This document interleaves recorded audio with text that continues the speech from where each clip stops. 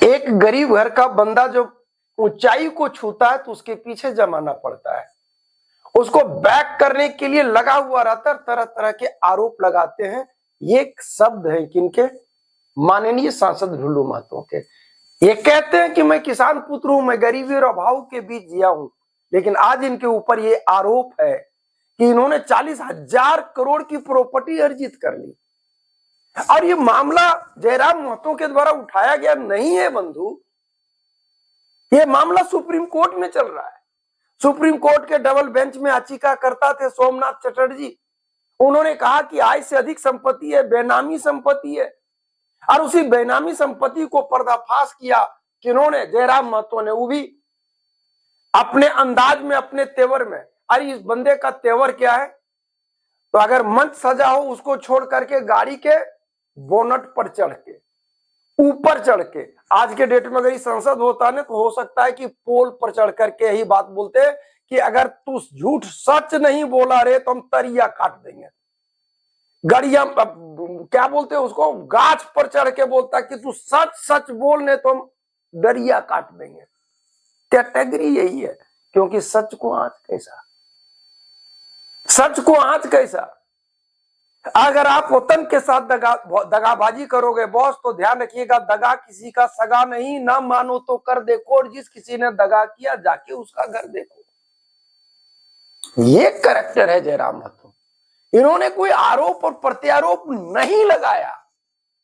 वाकई आज झारखंड के जनमानस की आवाज के रूप में उभर करके सामने आया है कौन? तो जयराम महतो। डबल बेंच की याचिका जो थी, उस डबल बेंच में दो जज हैं। एक आते हैं जस्टिस विक्रम नाथ और दूसरा आते हैं जस्टिस संदीप मेहता। उन्होंने अपना जजमेंट, अपना उनके पास जो याचिका दी गई किनके द्वारा? सोमनाथ चटर्जी के द्वारा। और जो सोमनाथ चटर्जी के वकील थे वो थे प्रशांत भूषण।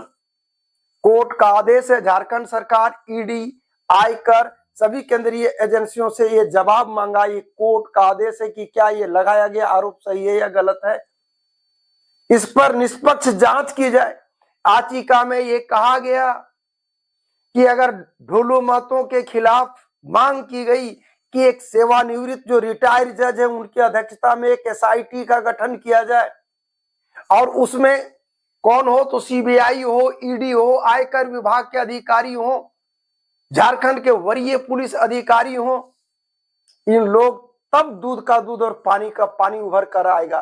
बंधु, जो अपने आप को गरीब कहता हो, इतनी महंगी महंगी लग्जरियस गाड़ियों में चलेगा? कहां से आया हो पैसा? ये हम नहीं कह रहा, ये पूछता है कौन? तो आपके सामने जो कैरेक्टर है वो, और ये पूछने का हक बनता है।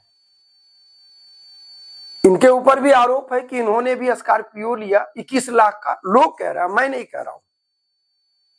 हम लोग तो भाई बाइक और स्कूटर भी मिल जाए तो लगेगा कि ये तो हवाई जहाज से कम नहीं है, ठीक है। लेकिन सच्चाई यही है कि पूछने वाला भी अगर पूछ रहा हो तो उसमें भी दम है। सवाल ये पैदा होता है कि झारखंड की सियासत में और धनबाद में जो आवो हवा में इतनी गर्माहट है, वो क्यों है? क्योंकि सच कड़वा लगता है बॉस।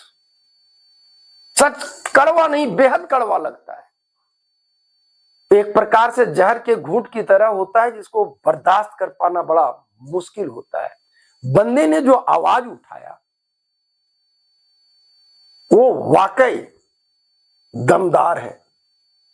जयराम महतो एक शख्सियत नहीं है, क्योंकि इसके पास खोने के लिए कुछ नहीं है बॉस। और जिस बंदे को खोने के लिए कुछ नहीं होता है, उसके पास डर नाम का कोई चीज नहीं होता है। यही कारण है कि डांडा में गमछा तमछा बांध करके एकदम खड़े तौर पर दौड़ता है। हालांकि ऐसा करना नहीं चाहिए, मैं इसका पक्षपोषक नहीं हूं।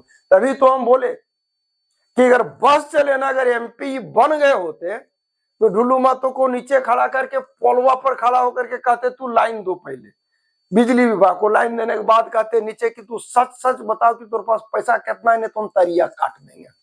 ये कैरेक्टर है, ये दबंगता इस कारण है क्योंकि सच्चाई है। और हमने अभी कहा कि सच्चाई छुप नहीं सकती, बनावट के वसूलों से खुशबू आ नहीं सकता कागज के फूलों से। आज बंदा बीजेपी में है, कौन ढुलू महतो, और बीजेपी के पास क्या एकदम खूबसूरत वॉशिंग मशीन है। महाराष्ट्र का उप मुख्यमंत्री इसका उत्कृष्ट उदाहरण है, जिसके ऊपर माननीय प्रधानमंत्री हमारे मोदी जी आरोप प्रत्यारोप लगाते रहे। इतना 1000 करोड़ का भाइयों और बहनों, माताओं और बहनों, ये माई बहन करते करते सब कुछ नासे दिए ने। और जब उनकी पार्टी में वो मिल गए, एकदम दूध से धुले हुए कैरेक्टर के रूप में आ गए, तो उस वॉशिंग मशीन के साथ है। इनका उठना बैठना किनके पास है? तो गृह मंत्री के साथ है। गृह मंत्री कौन है? अमित शाह है। प्रधानमंत्री कौन है? मोदी जी हैं। और मोदी जी के परम प्रिय कौन है? तो अमित शाह है। और अमित शाह के परम प्रिय कौन हो गए? ढुल्लू महतो। ये रिश्ता तो कुछ कहता है, और ये वॉशिंग मशीन में सब कुछ धुलता है। और ऐसे मन लगा के धुल गया ना बॉस, तो झारखंड को बचाएगा कौन? ऐसा कैरेक्टर बचाएगा, खोल के बचाएगा। कहे न कि इसके हाथ में अगर आरी दे दिया जाए, वो गाछ दे दिया जाए, 4-5 को पोल दिया जाए हाई वोल्टेज वाला, तो सुधार देगा। वही काम किया गया। लेकिन जयराम महतो, एक बहुत भारी भूल आप करते जा रहे हो। अपने कार्यकर्ताओं के जीवन को आप जोखिम में डाल रहे हो। जिस अंदाज में ऑफिसर लोगों को डालते हो, कैसे डालते हो जानते हो? ये देखिए अंदाज इसका है। सुनते हो कि नहीं सुनते हो? मेरी बात सुनते हो कि नहीं सुनते हो? इसका जमीन चला के हट जाते हो कि नहीं जाते हो? सही दोगे? हाँ? बंधु, काम तो सही है, तरीका गलत है। अभी आप फ्रंट में हो, जब आपका कोई कार्यकर्ता पकड़ा जाएगा ना, तो वो ऑफिसर आपके ऊपर का निकला हुआ प्रश्न, आपके पास तो आर्टिकल 194 जनता तो जानती नहीं कि 194 होता क्या है। आपको मिला हुआ है, आपके पास विशेषाधिकार है, आपका कोई कुछ बाल बांका तो कर नहीं सकता। लेकिन ये फ्रस्ट्रेशन जब आपके कार्यकर्ताओं पर उतरेगा ना, तो कसम से बैठने और खड़ा होने के लायक नहीं छोड़ेगा, चाहे वो पुलिस प्रशासन हो या बीसीसीएल हो या सीआईएसएफ हो। इसलिए बच बचा के काम कीजिए, थोड़ा सा, ज्यादा दिन नहीं। और दूसरी चीज मेरी अपनी निजी राय है, हो सकता है कि आप लोग फिर हमको गाली दें, बहुत बहुत मस्त गाली देते हैं, शुक्रिया इसके लिए। लेकिन आवाम की आम जनता आपको बेइंतहा प्यार करती है, आपको कोई खोना नहीं चाहता, क्योंकि आप जिस दबंगता के साथ विधानसभा में आवाज उठाते हो ना, वाकई उसमें धार होता है। और जो मुद्दे को उठाते हो वाकई जनहित का होता है। तो आप अपना तेवर खोए नहीं, लेकिन अपने समर्थकों को, अपने कार्यकर्ताओं को, वही आपकी पूंजी है। क्योंकि आप उठे कहां से हो? मिट्टी के घर से। और आप जानते हो कि मिट्टी का घर मरघट जैसा सूना सूना आंगन है, जहां बरसते नित्य नैना, वहां रोज ही सावन है।